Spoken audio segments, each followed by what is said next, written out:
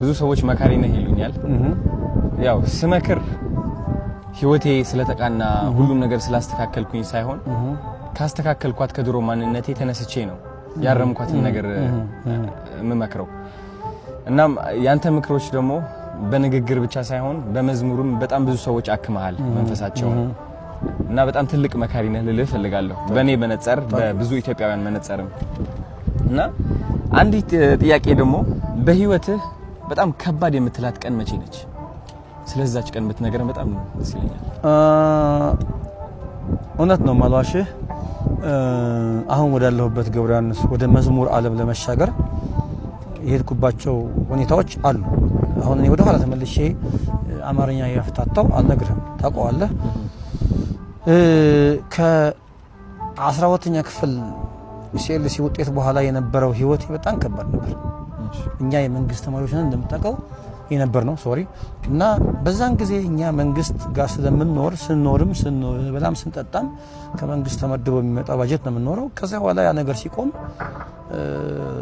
ግራ ቀኝ ጨለማ ይሆንብሃል። እና እኔ ዛን ጊዜ ዋጋ ለመክፈል የሄድኩባቸው መንገዶች ነበሩ። በተለይ ግን ወደ መንፈሳዊ መዝሙር ለመስራት አልጋ ባልጋ ነበር ይመስለኝ። ቤተ እግዚአብሔር ጋር ስገባ ሁሉ ነገር ክፍት ነበር ይመስለኝ። እና ጥቂት የዛን ጊዜ ያየዋቸው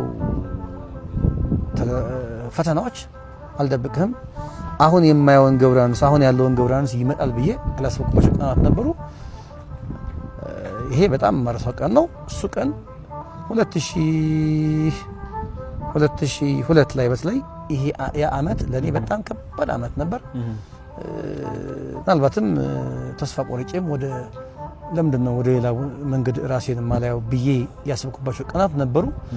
እግዚአብሔር ግን ባንድ በሌላም በኩል መጥቶ አሁን የምናየውን ገብረያንስ ሊቀርጽ ያችን አመት ተጠቀመብኝ።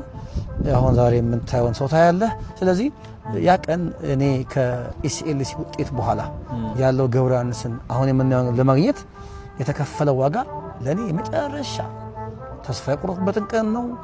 ሰዎችም ተስፋ አድርጌ ነበር ማልደብቅ አሁን ከለከለ ያለህምና ወደ መዝሙርም ስሻገር ወደዚህ ወደ ቤተ እግዚአብሔር ስመጣም ያግዙኛል ያልኳቸው ሰዎች ነበሩ። የዛን ጊዜ ግን የነበራቸው ሪስፖንድ መጠብቀው ያክል ስላልነበረ እኔ ከዛ በላይ ተስፋ ቆርጥኩበት ጊዜ አልነበረ። ግን እንኳን ደግሞ ያንን ቀን ማየት ይጠቅመኛል። ከዛ እግዚአብሔር በሌላ በኩል መቶ ደግሞ